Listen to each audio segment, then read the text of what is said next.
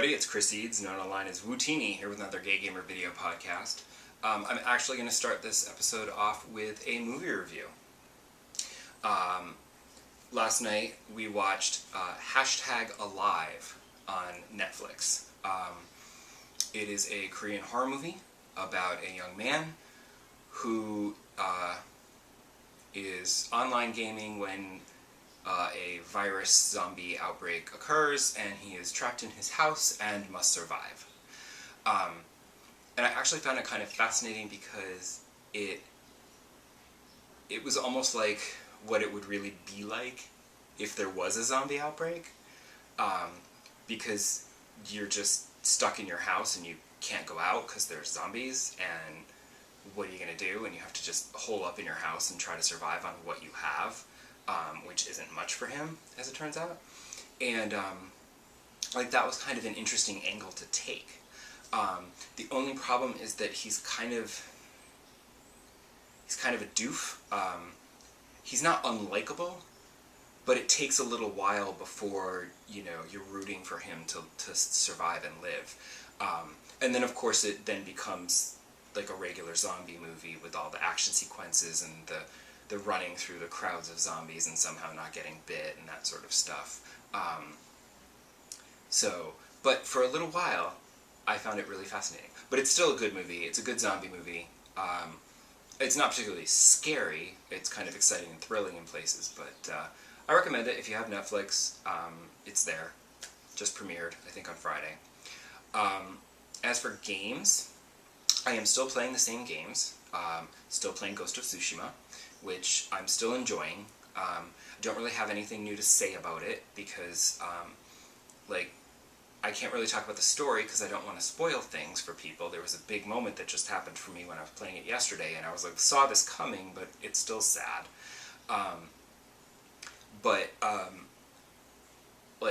The gameplay, as I've mentioned before, is basically go to location, kill Mongols, lather, rinse, repeat. So there isn't a whole lot to say about it. But I did want to talk about Animal Crossing because it is now fall, and with September they started a new season, which meant new DIY recipes. And Isabel gives you your first one. I've gotten a couple more from the balloons, but I don't mind this time not having a lot of DIY recipes because I'm not going to be able to make anything. She gives you this recipe for like a little tree, and it takes 6 pine cones and 5 acorns or whatever it is, and you shake the trees to find acorns and pine cones. The problem is my first day I found 3 or 4 pine cones and 4 or 5 acorns, and I was like, okay, that's fine. And then the next day, I found literally nothing. Literally nothing. And I'm shaking every single tree, and I'm getting no more pine cones or acorns. And I thought, well, maybe they have to, replenish? So I gave it a couple of days. Still nothing. And, literally, I don't want to do it anymore because shaking all the trees just causes me to get, 9 times out of 10, I'll get a branch. Whoopee. Then I get a lot of wasps. A lot of wasps. And I'm not always fast enough to get my net out and capture it, so I get stung, and I go through medicine like there's no tomorrow. Then occasionally I'll get some bells, and then I'll get a furniture piece. Some random piece of furniture stuck up in a tree. And I see those, honestly, I see that more often than I was seeing pine cones or acorns. So I did finally, after a week or so, manage to make the little mini tree.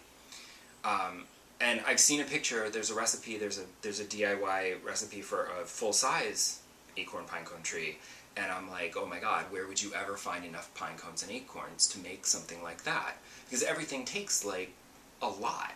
It's not like the summer shells that were very, very plentiful, or the pearls, which are rare, but you only need one, along with a bunch of other shells, to make a piece of mermaid furniture. Here, you need 7 pine cones, or 6 acorns and 5 pine cones, and it's like, that's going to take forever to find, because you'll get like, maybe in a day you'll find like a pine cone or a acorn, and you're going to find a lot of wasps and a whole ton of branches. I even used some Nook Miles to go to a deserted island and shake some trees there in the hopes that maybe I'd get stuff there, since my trees were basically barren because I had just shaken them all. Let me go shake some fresh trees on a deserted island. Zippo. I got literally none on the deserted island.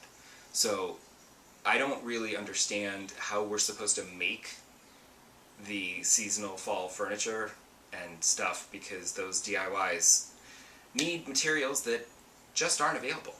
So I keep hoping that I'll go to play Animal Crossing and there will be like, oh, there's an update. And I'm like, okay, good. And they'll have updated the game so that they'll increase the drop rate, because right now it's absurd. And it's not just me. I looked online and I saw on a website, they're like, yeah, the drop rate is terrible. So if you have a trick to finding pine cones and acorns, please let me know in the comments, because I would very much like to be able to do that. But I don't think it's possible. I think the game is like slightly busted. And then I did also want to talk about a new game that I started this past week. It's called A Short Hike. This game was recommended to me a while back. And it was, I saw the trailer and I said, oh my god, this is totally up my alley. I love this. And unfortunately it was only available on PC at the time. And then recently it was again reminded, hey, this is a really awesome game that you should check out. And I'm like, yeah, it's only on PC. And then it turned out that actually no, it was recently just released on the Switch, like that week. So I was like, what? So I went ahead and downloaded it. It's only $8. It was actually, it's $7.99. I actually got it for $7.19 because it was on sale. It was like 10% off. So $7.19, but I'm like, that's fine, you know. $7 or $8 for this game is good. I haven't played it a lot because it is called A Short Hike, and I don't want it to be too short because it's delightful. And so I've been like trying not to play it too much because I don't want it to be over, because I kind of enjoy it. The premise is you're this bird, like a young girl, like a teenager, who's forced to go on a camping vacation with her family, and there's this mountain, and they're like, hey, go hike up this mountain. And so, bored with no cell service, you decide, fine, I'll go hike up this mountain. And as you make your way through the campground and along the hiking trails and whatever, there's like beaches and there's stuff and there's all whatever, and you encounter various people. And sometimes they're like, hey, can you help me find this? I've lost this. And it's like little mini missions for you to do, like little errands. And I found a little cute little like beach volleyball mini game that was adorable. And it's really delightful. I love the writing. The writing is so cute. It's funny. It's just real. It's just charming. This game just drips with charm. It's wonderful. The graphics are deliberately pixely, and it wasn't until the end of my first play session when I went into the options to find the save game, to make sure I could save my game, because I wasn't seeing that it was auto-saving. So I went to save my game and I saw there were graphics options, and when you click the graphics options, there's actually 4 levels of pixelization. There's like super huge and chunky, which is like default. Then there's like slightly less chunky, all the way down to like smooth, which still isn't like super smooth, but it's like smooth. And when I smoothed it out that much, I was like, oh, that's much nicer. And then I was like, no, because I kind of like the pixely, but I didn't want it to be like super pixely like that. Then it just, because blown up on the TV, on the small Switch screen when you're playing portably, the super pixely was fine, but playing on the TV, it's like giant pixels. It's a lot, so it's a little overwhelming. So I decided to not go completely smooth. I went like one back. So it's like smoother, but it's still kind of pixely and chunky and nice. But it is delightful and charming, and I don't want to reach the top of this mountain yet. There does seem to be a lot of like side things to do to keep you busy.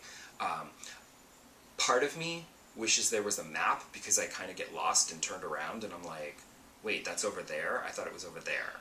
You know? Because you can also, you're climbing up and then you're also like gliding around because you're a bird. You can glide around and fly.